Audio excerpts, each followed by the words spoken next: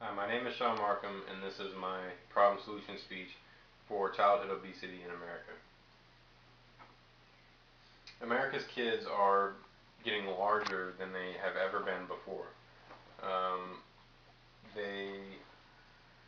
I think a lot of this is due to the fact that they don't get outside and exercise, as well as not eating a healthy, balanced diet.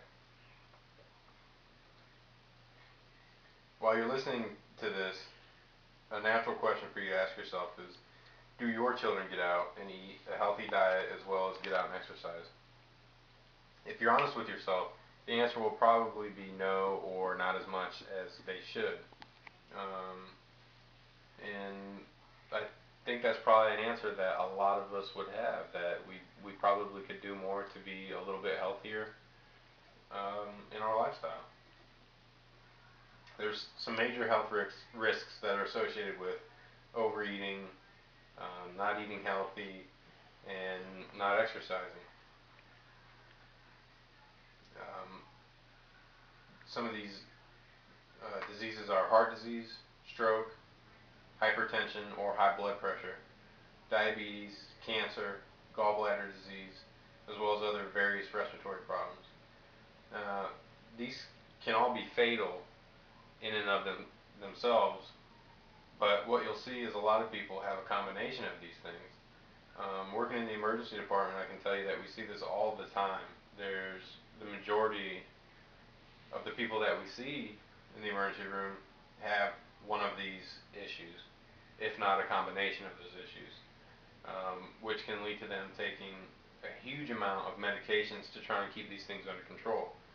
A lot of people um, can't afford all the medications that they have to take, so what you'll find is that a lot of them are uncompliant and with taking their meds, and they're actually um, just coming into the ER for regular maintenance. Basically, they have a crisis, they come in, the emergency room takes care of them, and um, they go home until the next crisis. So, like I said, we see these people all the time in the emergency room, and I would be willing to bet that if you ask them, they would, if they could, like to go back and do it all over again. They would probably take their health a little more seriously, their diet, as well as exercising. I can tell you that a lot of them don't look like they're having very much fun coming in, dealing with their different issues. Home cooked meals aren't as common now as when they once were. Um, fast food is more convenient. It's easier, and also kids have a lot of access to vending machines at school. They can get chips, candy bars, soda, different kinds of things that are full of empty calories as well as sugar. And there's nobody there to regulate how much money they're spending in these snack machines, or how many times they can go to them. So basically, a kid can go to a vending machine as many times as they want, or for as much money that they have until it's all gone. I know when I was a kid, if I had access to a candy machine, I would get anything I wanted that I couldn't get at home. So it's probably not a very good idea to have even high school kids going to vending machines as much as they want and just spending however much money they want on foods that really, like I showed earlier, later in life could end up killing you. Marketers are targeting kids. Fast food chains use kid-friendly characters and mascots to market as children. They'll include toys with the meals. Um, a lot of fast food restaurants now you'll see are offering healthier choices, or we would like to think as healthier choices. The sides with their meals.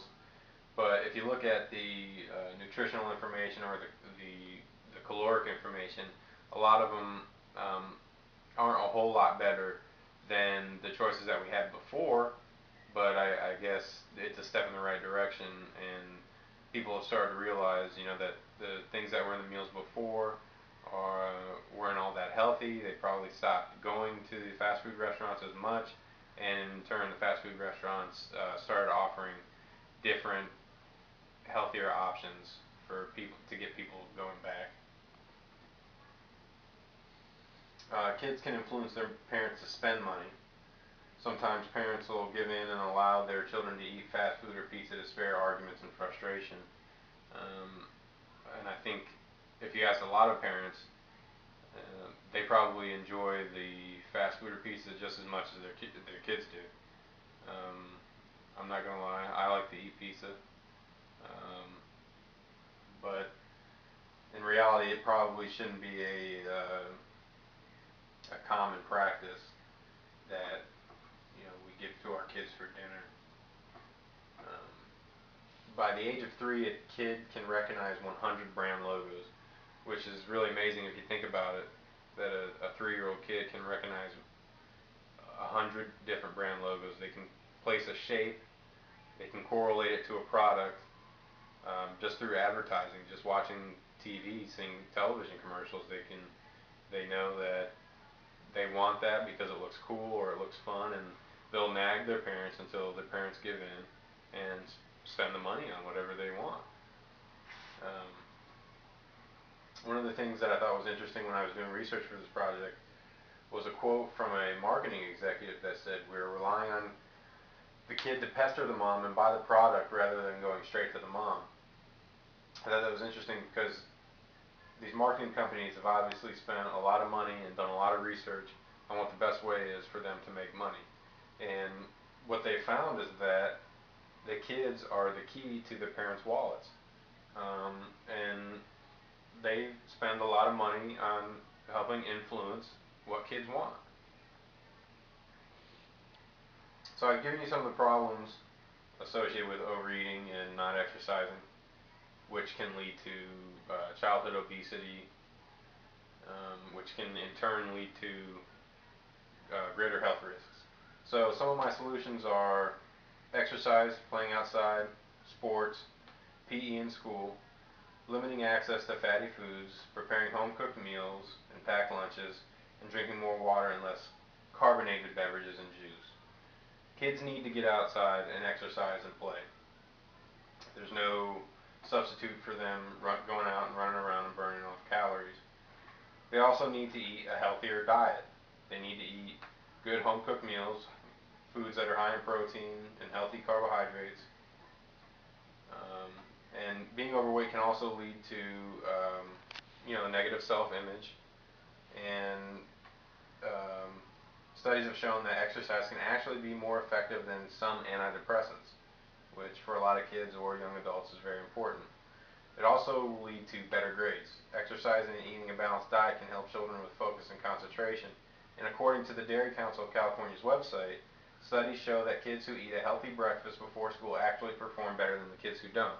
So there's data out there that shows that kids actually do perform better.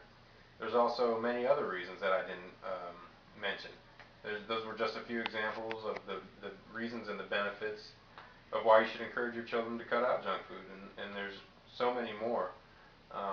If some of those that I mentioned aren't important to you, I encourage you to go out and find some that you agree with.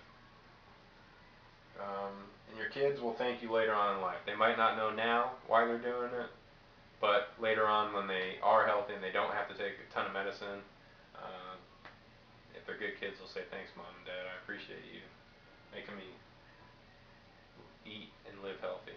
And that's the end.